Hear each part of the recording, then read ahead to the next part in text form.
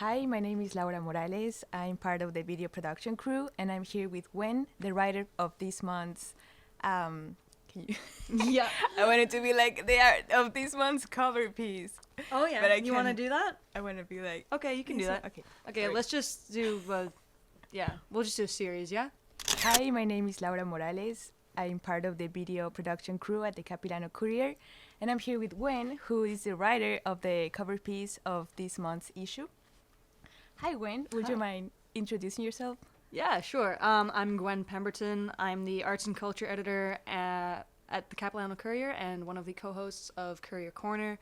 But for this piece, I stepped outside of my jurisdiction and I wrote a piece for the community section all about underprepared students versus underprepared universities and sort of CapU's situation with international enrollment and how it's affecting instructors and students. So the question is, Yeah. did Gwen find the article, or did the article found Gwen? Well, Laura found Gwen. So, Laura, our lovely production manager, Laura, our lovely video production manager, she brought this pitch in to us about sort of, with your experience as an international student, right? And sort of the pitfalls that the university has sort of created in the system that we have right now. And your pitch was all about the responsibilities of international students coming to the university versus the university's responsibility to help prepare international students for their education at CapU. So after you pitched it, it ended up coming to me. And out of the 6 interviews that we conducted for this piece, all with faculty members, you conducted 5 of those, all of which were anonymous, and then I went out, put those together, and then did the 6th interview with Charles Campbell, who is our one faculty member who was willing to be on the record for this piece. Mm-hmm. Yeah. That was awesome, because otherwise I was told, because I wanted to be also anonymous contributor of the article, but it was going to be a ghost article, like Right. everyone anonymous in there, so I was like, okay, I'm going to leave my name on it. Right. Because it started with the over-recruitment piece, Mm-hmm. and then like these instructors, all the instructors I approached, they were so open to talk about it, which was great. That's awesome. And it was like a 10-minute talk on the matter of over-recruitment, and then like the rest of the hour was on these underprepared, like who's the underprepared ones, the Yeah. students or the universities to Yeah. receive these students. Yeah, So I'm really exactly. glad you took it over. Yeah, for sure. So you originally intended to write it because you wrote the, what was the original piece that we had in the January article? Over-recruitment. Over-recruitment, right. So I think based on your research and my research, over-recruitment is part of the issue. CapU has a history, even before the pandemic, CapU has a history of over-recruiting international students as a way to make up the difference in a lower domestic enrollment because of the higher fees that international students pay to attend. It's in their interest to spend a lot of time marketing and sending agents out to other countries to try and bring in students who will bring in more money to the university with the promises of getting a residence permit at the end of getting their degree, which is not always the case. And you can see if you look at the reports, which are referenced in the article, even though there is a dip post-pandemic because of the difficulty with traveling, the increases in international enrollment are making up for the smaller but increasingly lower domestic enrollment, which is a real issue. Exactly. And like, not to put all the fault in Capilano, like this is something that's been happening in, I'll dare to say, all public post-secondary institutions across BC and across Canada. Yes. Probably. And the difference is, though, that other universities are kind of accepting it. They're saying, yes, we're having to roll back. Like, how do you say? Or When trying to you- cut back on international enrollment. Oh, or- rely. Yeah, they're Oh, trying yeah. to rely on international tuition fees to Less. compensate for the lack of funding from the government, which is not at par with the rising operating costs. Yeah. Like they're saying that in the response to mandate letters that Right. come from the government.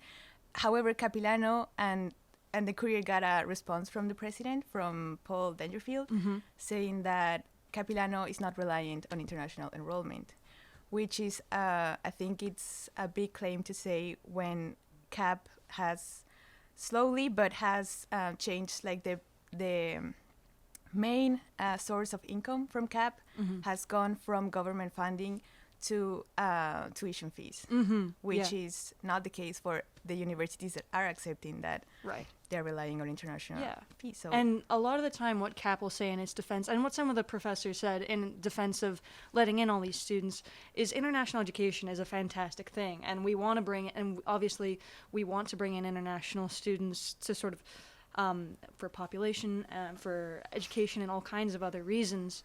But the resources for professors and students aren't really here once they arrive. I think they'll say, CAP has said, and some of the instructors said in the article, that since we are a public institution, there are those that argue that people who meet the minimum requirements should be allowed in. But once they arrive at CAP, many international students either don't have the English language preparedness or aren't prepared in terms of the academic structure of North American universities or Canadian universities in general, because it can be very different from experiences like in United Arab Emirates or in India. It's a very different system. So a lot of times people will come into Canada, come to Capilano or to other universities in BC or in Canada, and they will have expectations of what they will be doing here, and then they arrive and they're not prepared for what an academic life here would look like. And some of that is on the students, but a lot of that is on the universities. Other universities like UBC have courses that are designed for incoming international students to take before they're enrolled in regular courses in order to prepare them for academic rigor and make sure their English is at the level that it needs to be to succeed in courses. Whereas at CapU, international students go straight into normal academic programming. And the main difference is at CapU, our minimum IELTS score, or International English Language Testing System, is 6.5. At UBC, it's also 6.5. At SFU, it's 7.0.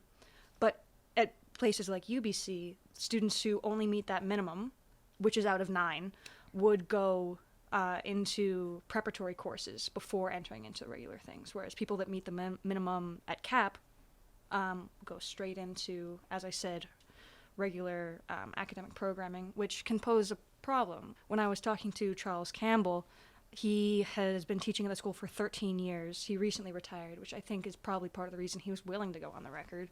In the 13 years that he's been teaching here, he said he's seen sort of a gap between the students who are most prepared and the students who are least prepared. Like, a lot of times, English language might be in a lot of cases, international students might not have the English language skills necessary, especially in courses like communications and English, which are so based in, like,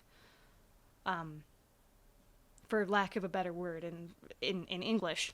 And those students struggle. And Charles, what he was telling me was that the struggle that a lot of professors face is whether to cater to the people who are maybe ahead in the class or to try and cater to the people who are struggling. Because if you try and split the difference, you're not really helping either. So it's sort of a push and pull for a lot of professors who want the best for students but don't really know where to go because of limited resources. Totally. That's a subject that came out a lot with the other instructors. They need to keep this level, like this academic level for the course and for the university. Yeah. But then it's the emotional labor with the students that cannot pass the courses, and they have to deal with these huge consequences. Like, it's a privilege to be able to fail a course and say, oh, well, I'll try it again. Yeah, like for me, if I fail a course, haven't yet, but if I fail a course, all that happens is I just have to pay to take it again. There aren't that many repercussions. Whereas for international students that are here and are required to meet a certain academic level to be able to continue their study permit here and then to possibly get their residence permit and bring their family over, failing a course can mean the difference between, as I said in the article, staying in Canada or having to go back to, home. So it's it's much more high stakes for them, and the mental health challenges that can be posed, and the mental health challenges that can be faced by students who are having to maybe raise children, work a full-time job in some cases, have a full course load, and also who are struggling with the language and the culture, as I'm sure as any of us would. That's a lot of pressure, and teachers are feeling that as well, because students will come to them with real life problems, and if the teachers choose to sort of keep the academic rigor as they would for everyone else, it could have like devastating repercussions for these students. So there's a lot of tension for professors and what to do, because there's what you want to do as a human being and what you are required to do to keep the value of a degree here. It's just a tension that, like, I don't think that students or professors should have to deal with. True. And another factor that rolls there, it's the motivation to study, because we cannot really say how many students are here as part of a pathway towards permanent residency. And we can't say the number because that's not a question that either the government or the university ask when students get here. We don't really get the question of, are you planning to stay?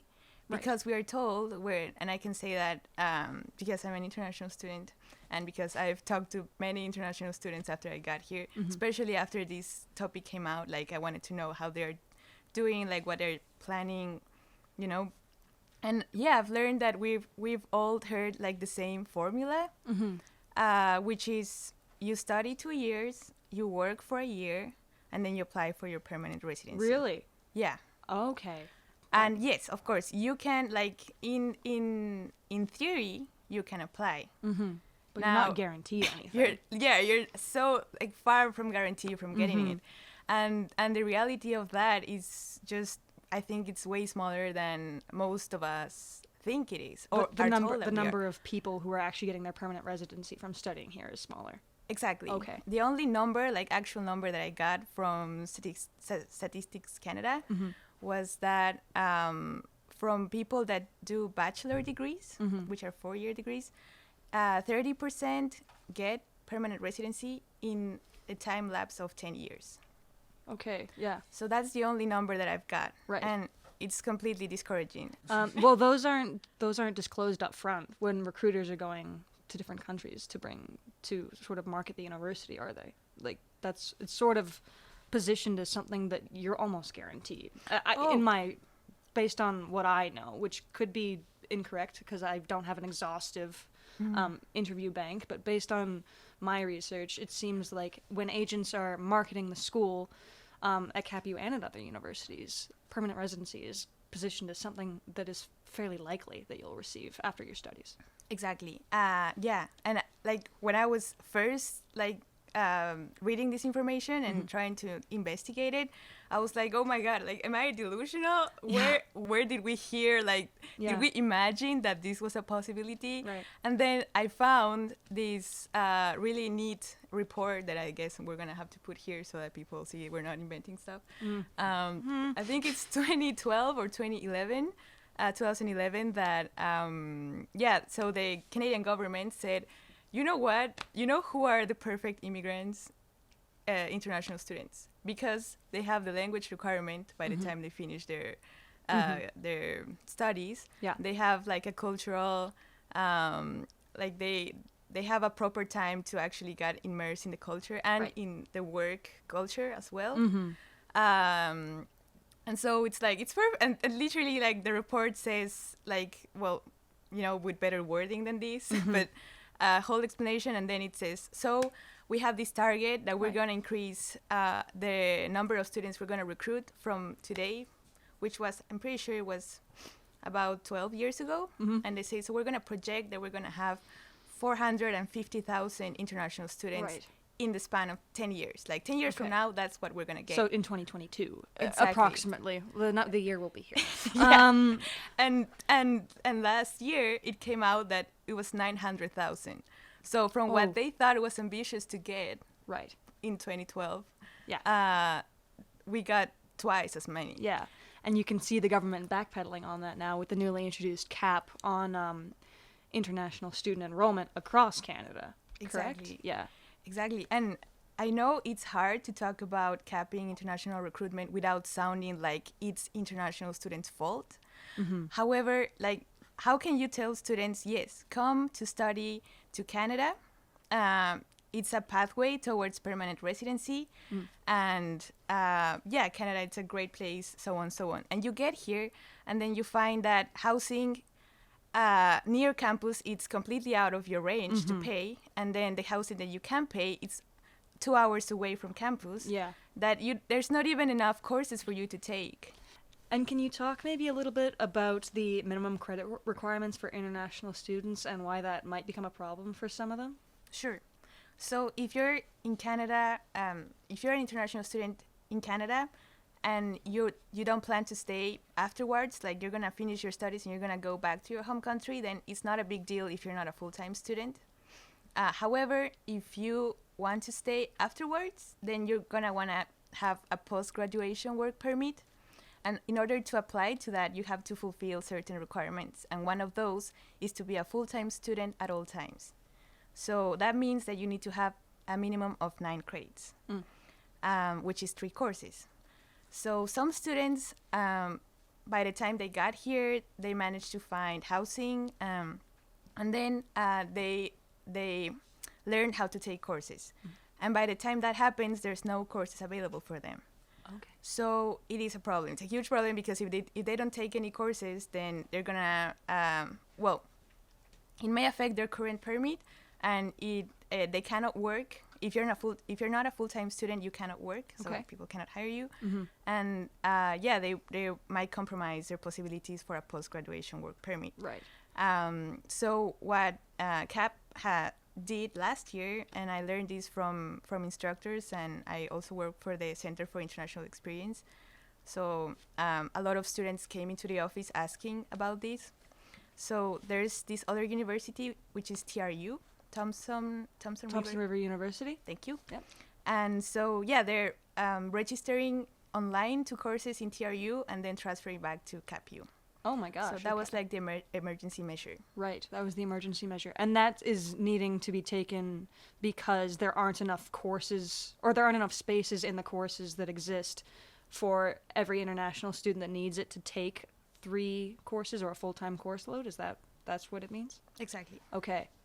Yeah, so again, that would come back to the university being underprepared for the amount of students that it's enrolling. Exactly. Yeah. And you will say, okay, then that's a one-time thing, but I know that in this term there are still some students that had to do that. They had to take courses in TRU, transfer back to CAP because there's not enough courses for the students that have been accepted. Yeah, and unless CAP changes its plan, the last report they put out said that they plan to continue to increase international student enrollment in the coming years.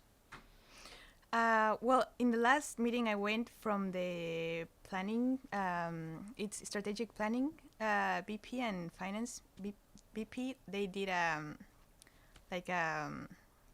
do you say when they tell people what's going on? Like a press conference? Well, there wasn't any press, but okay, we'll just say yeah, we weren't there. Like an update. An update. Okay, okay. They did an update. Okay. So yeah, an update from those 2 BPs, and basically they said that yes, this has been a problem. Clearly, like growth. I mean, students, instructors, administration, we all want to grow as a university. But if this growth is not sustainable, then it becomes a problem. Yeah, you cannot respond proactively and prevent problems from happening. Right. You have to respond reactively and fix problems that have already happened. As they occur. And the biggest victims of this are international students. Right. So it's like there is risk, and the more I talk with the administration side, I get it. Like if you don't over-recruit a little bit, then you have empty spaces in your classrooms because there are students that, yes, apply to CAP, they are accepted, but then a study permit doesn't come out on time, or they for some reason they can't come. Yeah, because the legal fees needed to do that in many cases are super high anyway. So a lot of students will get accepted and not either have the means or get a better offer elsewhere where they don't need to do that kind of thing. Yeah? Exactly. Okay. So it is hard to know, like, there's going to be a few students that are going to be accepted and not going to come. So you will think that it makes sense to over-recruit a little bit to compensate for that amount of students that are not going to come. However, if you over-recruit too much and there's going to be an amount of students that are going to be taking, it's not like the risk is, like, it ceased to exist. Right. You transfer that risk into students, like, Right. and they're going to take, they're going to have to deal with the consequences of Right. this over-recruitment, right? So as it is right now, the risk in terms of recruitment numbers, instead of being something that the university takes on, it's being transferred onto incoming international students. Yeah. Right. That's what I think. Okay, yeah, that is a very good point. Because obviously it's not going to be a zero risk game at any point for anyone because it's a complicated issue.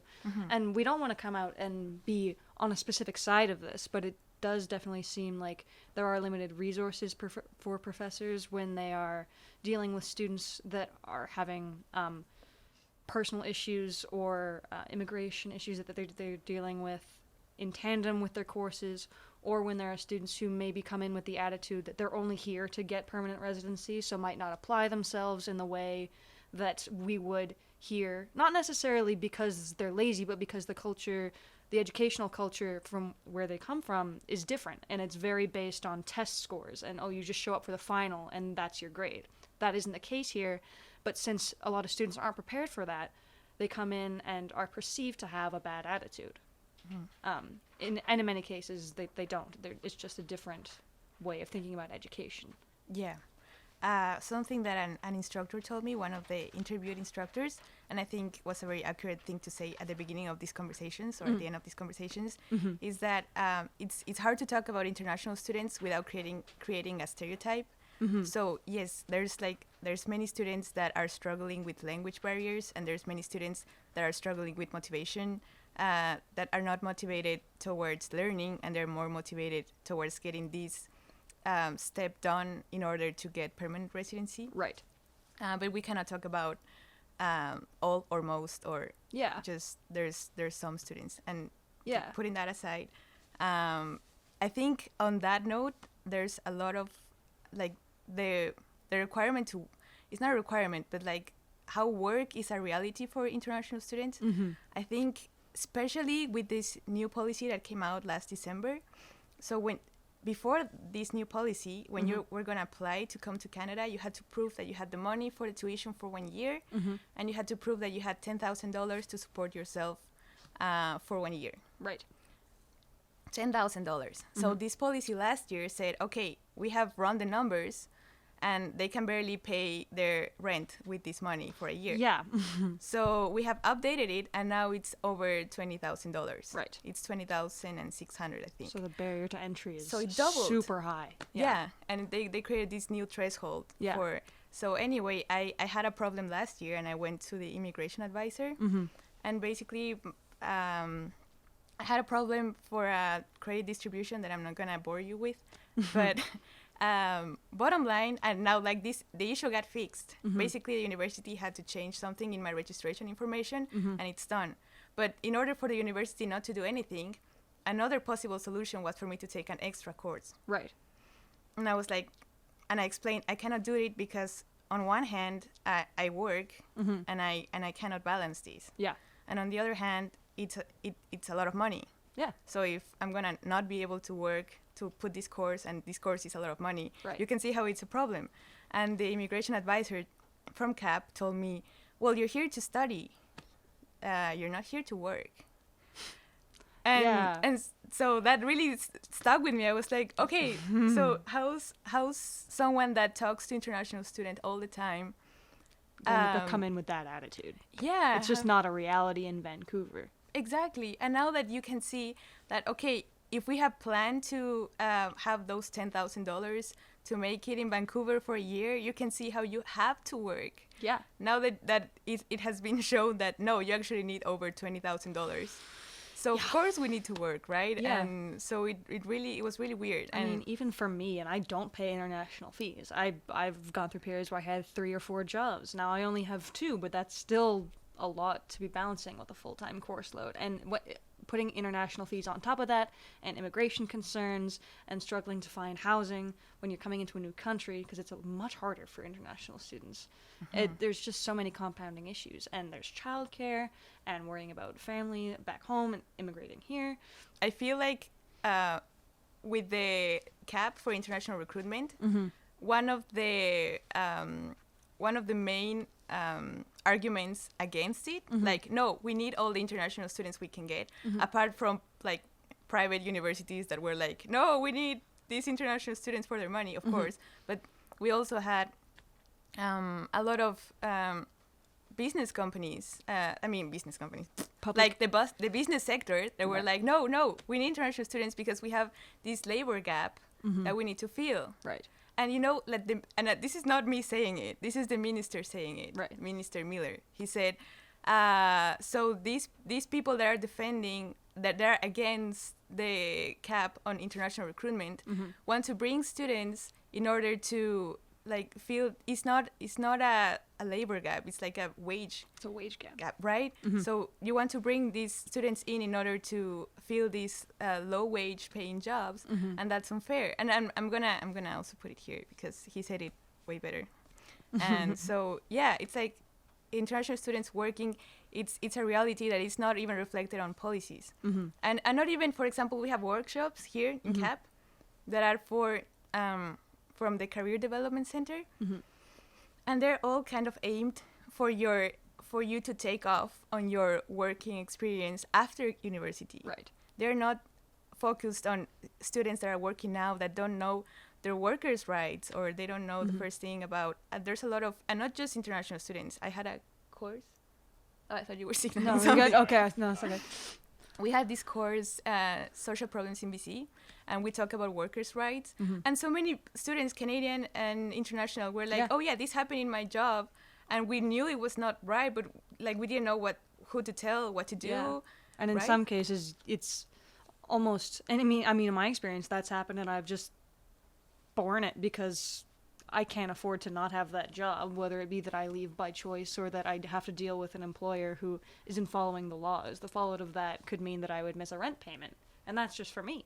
And so it's not a reality, especially for people that aren't totally, like, who aren't absolutely 100% confident in what their rights are, which comes back to the preparedness issue of the culture and the English language. Like you were saying earlier with your problems with immigration and course credits, you were lucky. Like, not lucky, obviously. You knew what to do and you went and dealt with it. But for someone who maybe didn't have as strong of a grasp on the English language or what the university was requiring of them, that could have posed a real issue.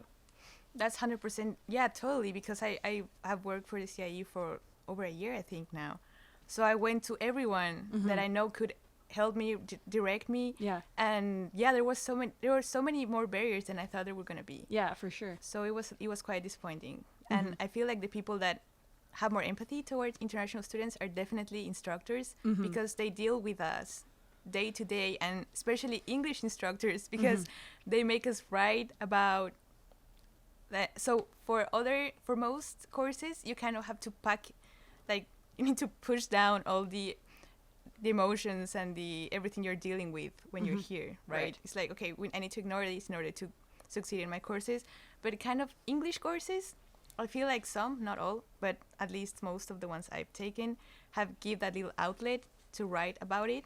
Right. And that's what kind of got me writing on the international students' issues. And of course, these instructors read it, and they're like, oh my God, like this person, like the Canadian experience, this is what it means for these people. So of course they have so much empathy towards us. Yeah. And yeah, again, that comes back to the tension between wanting to help as a human and then their responsibility as an instructor and a member of the faculty. It's a very, very complex issue, and it's one that we're going to keep an eye on, especially with the new cap on international student enrollment in Canada. There will probably be a follow-up coming very soon.